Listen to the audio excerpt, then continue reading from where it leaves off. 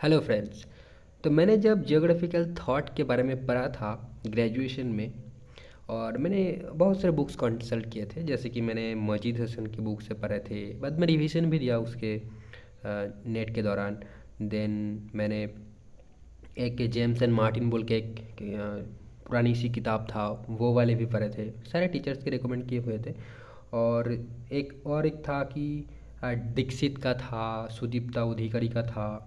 तो दीक्षित का तो मैंने पढ़ा था, बट सुदीप्ता अधिकारी का मैंने नहीं पढ़ा था। By the way, keep all this book aside, I have got the one of the best, you can say.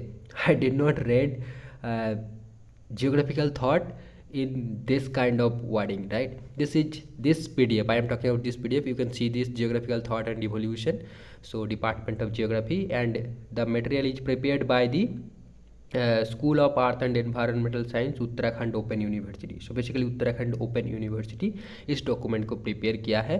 और इस पीडीएफ से मेरे को जियोग्राफिकल थॉट पढ़ के बहुत ही अच्छा लगा।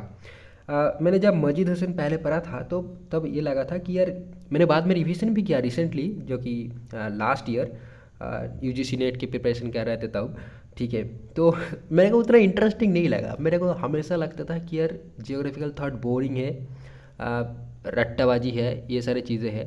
बट ये पीडीएफ ऐसे डिज़ाइन किया गया है कि अगर आप पढ़ोगे ना ध्यान से, तो ज़्यादा ध्यान मतलब आपका चला आएगा ध्यान। ठीक है, ध्यान लगाने की ज़रूरत नहीं है ऐसे, मतलब सारे इंपॉर्टेंट चीज़ें यहाँ पर सिर्फ दिया गया है, और एक फ़्लो मेंटेन्ड है यहाँ पर देखो। और ख़ास बात यह है कि मजीद हसन का कंसल्ट किया गया है। देखो, जेम्स एंड मार्टिन का भी रेफरेंस, मतलब एक कंपाइलेशन है ना ये, तो जेम्स एंड मार्टिन का बुक को भी लिया गया है।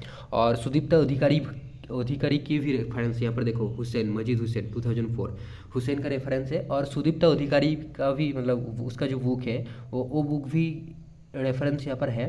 तो ये तीन मेन बुक को यहाँ पर कंसल्ट किया गया है, मैंने को देखा इन टेक्स्ट रेफरेंस में। ठीक है, बाकी तो और भी रेफरेंसेस यहाँ पर बहुत सारे दिया गया है, बहुत सारे रिसर्च पेपर के अलावा ये सारी चीज़ें। तो हाँ, जो बोल रहा था कि फ्लो मेंटेन्ड है, और ये पढ़ने के बाद ना आपको लगेगा कि हाँ, या आप एक लिंक बिल्ड कर पाओगे, एस्टेब्लिश कर पाओगे एक लिंक, कि हाँ सिर्फ रट्टाबाजी नहीं है जियोग्राफिकल थॉट, मतलब सिर्फ रट्टाबाजी नहीं है। ठीक है, तो ये बात है। देखो, ये रेफरेंसेस देख लो एक बार, रट्टाबाजी नहीं है। तो मेरे को पढ़कर बहुत मतलब बहुत कुछ चीज़ें जो पहले लगता था कि सिर्फ रट्टाबाजी, उसके लिंक बन रहा है, और चीज़ें समझ में भी आ रहा है, काफ़ी इंटरेस्टिंग भी लग रहा है। यहाँ पर जियोग्राफिकल थॉट मैंने पहली बार शायद पढ़ के लगा कि हाँ, जियोग्राफिकल थॉट इंटरेस्टिंग है, क्योंकि ये सिर्फ रट्टाबाजी नहीं है, ये हमारा जियोग्राफी का हिस्ट्री है, कैसे जो कॉन्सेप्ट है वो डेवलप किया है। यहाँ पर कॉन्फ्लिक्ट्स है, डिबेट्स है। ठीक है, तो वो सारी चीज़ों को एक अच्छी अच्छी वर्ड्स में मतलब शॉर्ट एंड कॉन्साइज वे में लिखा गया है। पता नहीं यार क्या हो जाती है मेरा कैमरा, तो लिखा गया है। ठीक है, और जो इन्फॉर्मेशन यहाँ पर डाला गया है वो यूजीसी नेट की लेवल की इन्फॉर्मेशन, मतलब जो जिस टाइप का क्वेश्चंस पूछा जाता है, जैसे बुक की नेम, ऑथर का नेम, देन छोटे छोटे कॉन्सेप्ट, तो वो सारे का कॉन्साइज आपको मिल जाएगा। और ये पॉइंट कर करके देखो कितने अच्छे से लिखा है। देखो, आर्ट एंड आर्किटेक्चर, एंड उसके ऊपर देखो क्रूसेड्स आपको दिख रहा है। तो ऐसे ही पॉइंट कर करके दिया हुआ है सारी चीज़ें। और मैंने क्वांटिटेटिव रेवोल्यूशन की चैप्टर तक पढ़ा। अगर आपको दिखे कि देखो हाईलाइट, ये चैप्टर मैंने स्किप किया था यूजुअली, तो इसलिए यहाँ पर कोई हाईलाइट वगैरह नहीं दिख रहा है आपको, क्योंकि यहाँ से उतना क्वेश्चंस पूछा नहीं जाता, तो मैंने स्किप कर दिया डायरेक्ट। तो यहाँ पर देखो कंट्रीब्यूशन ऑफ अरब जियोग्राफर्स, तो यहाँ पर देखो पूरा पॉइंट कर करके सारा दिया हुआ है। देखो आ रहा है, देखो ये अरब जियोग्राफर्स, आल मासूदी पॉइंट कर दिया, अल बिरूनी, ऐसे मतलब बहुत कुछ लिखा है, बहुत सारे डिटेल्स है, और आपको पढ़ने में इंटरेस्टिंग लगेगा। ठीक है, ये यूजुअली ये इसी पार्ट को हम ज़्यादा बोरिंग लगते हैं पढ़ने में, ये एंसेंट वाला जो पार्ट है, यहाँ पर सिर्फ रट्टाबाजी लगाना पड़ता है। बाकी तो थोड़ा अंडरस्टैंडिंग वाली चीज़ है, इंटरेस्टिंग भी है, और मॉडर्न है, तो ठीक ठाक है। ठीक है, तो ये फ्रेंच स्कूल, जर्मन स्कूल सारे, तो आप अगर पढ़ रहे हो ना, तो इस पीडीएफ को कंसल्ट कर सकते हो सकता है इजीली अवेलेबल है, तो आप प्रिंट भी कर सकते हो। अगर आपको ये, तो मैं सजेस्ट करूँगा कि यार इस पीडीएफ को पढ़ो, आपको चीज़ें समझ में आएगा इजीली, और काफ़ी इंटरेस्टिंग लगेगा। देखना एक बार पढ़ के, पीडीएफ पढ़ के देखना। तो आपको आसान भी लगेगा, ठीक है। और यूजीसी नेट की बात करें तो जिस टाइप का क्वेश्चन वहाँ पर पूछे जाता है, मेरे को पढ़ के लगा कि हाँ यार ये पीडीएफ पढ़ने से आप ज़्यादातर क्वेश्चंस क्या होगा कि आप सॉल्व कर दोगे, ठीक है, मतलब उसके बाहर कुछ शायद ही जाएगा, तो वो एक बेनिफिट आपका रहेगा। और एक बात मैं यहाँ पर बोलना चाहूँगा कि यार आप ग्रेजुएशन में हो, मास्टर्स में हो, कहीं भी हो, सबसे बेहतर यही होगा कि आप ग्रेजुएशन में हो और अभी इस वीडियो आपको मिल जाए, तो क्या होगा कि अगर आप ग्रेजुएशन पढ़ रहे हो ना, तो आपकी जो सेमेस्टर का सिलेबस है, अच्छी बात है उसको डिटेल में पढ़ो, क्योंकि सेमेस्टर में मार्क्स इंपॉर्टेंट है, वो भी इंपॉर्टेंट है, तो ठीक है मार्क्स ले लो। बट एक बात मैं बोलना चाहूँगा कि यार आप जिस भी ईयर में हो, ठीक है, कोशिश ये करो कि रिक्रूटमेंट एग्जामिनेशन का सिलेबस का कंसल्ट करो और फिर देखो कि आपकी सेमेस्टर का जो सिलेबस है और रिक्रूटमेंट की जो रिक्वायरमेंट है, ठीक है, मतलब आपको अल्टीमेटली जॉब लेना है ना, तो रिक्रूटमेंट की जो रिक्वायरमेंट है क्या वो मैच कर रहा है? आप जिस तरीके से नोट बना रहा हो, आप जिस तरीके से पढ़ रहे हो, क्या वो उस एग्ज़ाम को क्रैक करने में मदद करेगा? जैसे कि यूजीसी नेट के ही सिलेबस अगर आप देख लोगे, और सिलेबस से ठीक है, सिलेबस तब भी ठीक है जब एमसीक्यू यानी जब क्वेश्चन पेपर देखोगे तो आपको चीज़ें समझ में आएगा कि यार सेमेस्टर में जो चीज़ें आप पढ़ रहे हो वो ज़्यादा काम में नहीं आने वाला, वो नोट मेकिंग ज़्यादा काम में नहीं आने वाला।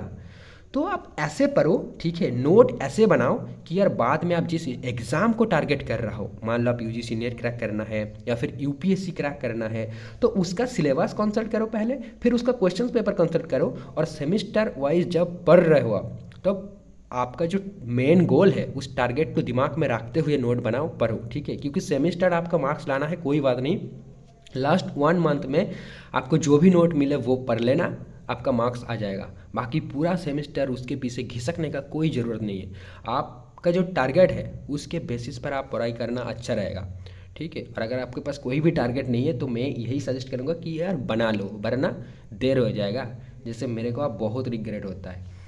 तो ये बात है, ठीक है।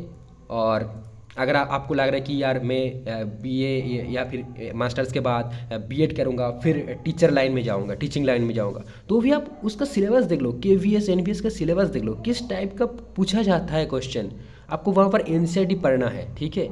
तो देखो आपको लग सकता है कि यार रिक्रूटमेंट एग्ज़ाम है, यूजीसी नेट है, ठीक है, मैं सेमेस्टर के बाद जब फॉर्म आएगा तब कर लूँगा, बट ऐसा नहीं हो रहा है, मैं एक्सपीरियंस से बता रहा हूँ, ऐसा नहीं हो रहा है, ठीक है। आसान सवाल आ रहे हैं बट क्या रिवीजन नहीं है, तो मैं एग्ज़ाम हॉल में जाकर कंफ्यूज हो जा रहा हूँ और गलत आंसर मार्क कर रहा हूँ। यही हुआ था मेरा, 3 टाइम्स मेरे को नेट देना पड़ा, और नेट तो क्लियर हो गया था but last time he JRF clear हुआ, ठीक है, मतलब 3rd टाइम को। और इसके पीछे रीज़न यही था कि मैंने सिली मिस्टेक्स करके आए थे, 2-1 के कारण जेआरएफ छूट गया था। ऐसे लास्ट टाइम जब मैंने जेआरएफ क्लियर किया तब कट ऑफ हाई था थोड़ा, तो ठीक है।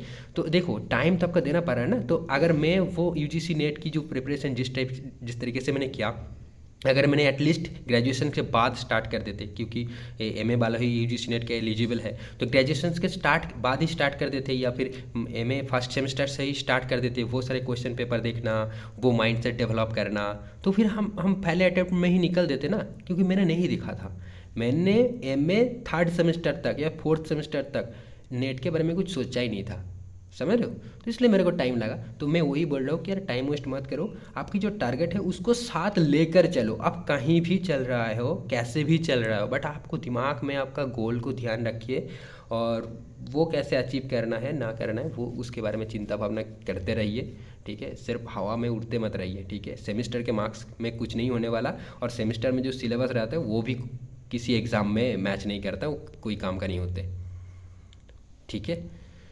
तो यही बताऊंगा, और क्या, और जियोग्राफिकल थॉट पढ़ना है तो एटलीस्ट प्लीज़ इस पे प्लीज़ क्यों बोल रहा हूँ यार, ये आपकी मर्जी है, आप इस पीडीएफ को पढ़ सकते हो। मेरे को पढ़ के काफ़ी अच्छा लगा और हेल्पफुल भी लगा, आपको चीज़ें कनेक्ट करने के लिए मिलेगा, और कॉन्साइज वे में मिलेगा, जो कि आपका यूजीसी नेट हो या फिर कोई और भी एग्ज़ाम हो, जैसे यूपीएससी की लेवल की, ठीक है। तो वहाँ पर ऐसे यूपीएससी में देखो ये हिस्ट्री वगैरह नहीं आते, वहाँ पर क्या आते हैं सिलेबस मेरे को एग्जैक्ट याद नहीं है, मैंने जस्ट चेक कर रहा था, ठीक है। यूपीएससी को अभी तो टारगेट बॉक्स में है नहीं यूपीएससी मेरा तो वो बात है, जस्ट सिलेबस में देख रहा था, ठीक है। और रिसेंट एग्जाम जिसको मैं टारगेट कर रहा हूँ वो WBMSc यानी मद्रासा स्कूल सर्विस कमीशन। तो वहाँ पर भी ये हिस्ट्री वगैरह नहीं पूछेगा, सिलेबस वहाँ पर डिटेल मेंशन है कि अप्रोचेस पढ़ना है आपको, और welfare emergence of welfare geography कुछ इस टाइप का कुछ सिलेबस में था। तो वो सारी चीज़ें, तो सारी चीज़ें यहाँ पर मिल जाएगा, ठीक है। आप UPSC की प्रिपरेशन करो तो भी शायद मिल सकता है, ऐसे UPSC लेवल के मैं बार बार बोल रहा हूँ, बट एज सच मेरे को पता नहीं है, ठीक है। बट चीज़ें काफ़ी कंसाइज्ड है, मेरे को अच्छा लगा ये पढ़ के, तो इसलिए मैंने सोचा कि चलो शेयर कर देते हैं काफ़ी लोगों को। सब लोग हम ढूंढते रहते कि यार मजीद हसन का PDF कहाँ मिलेगा।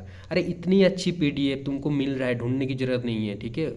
ये फ़ोटो वाली PDF नहीं है ये, आप कॉपी पेस्ट कुछ भी कर सकते हो, हाईलाइट कर सकते हो, कुछ भी कर सकते हो। तो इस PDF को पढ़ो, आपको बहुत काम में आएगा, हेल्प होगा, ठीक है। तो वहीं पर वीडियो स्टॉप करते हैं। आई होप ये इन्फॉर्मेशन आपको कहीं ना कहीं जाकर मदद करेगा, अगर आपने गौर से सुने हो और चीज़ों को समझे हो तो। बट डेफिनेटली अगर आपके पास आपका कोई भी क्वेश्चंस हो कि कुछ भी, तो आप कमेंट में कर सकते हो, किसी टाइप का गाइडेंस वगैरह की ज़रूरत है तो कर सकते हो, और मेरा टेलीग्राम चैनल भी ज्वाइन कर सकते हो, ठीक है। ओके, तो ये थोड़ा प्रमोशन वाली पार्ट था, बाकी तो ठीक है, जेन्युइन रिव्यू था इस PDF के बारे में। चलिए, थैंक यू फ्रेंड्स।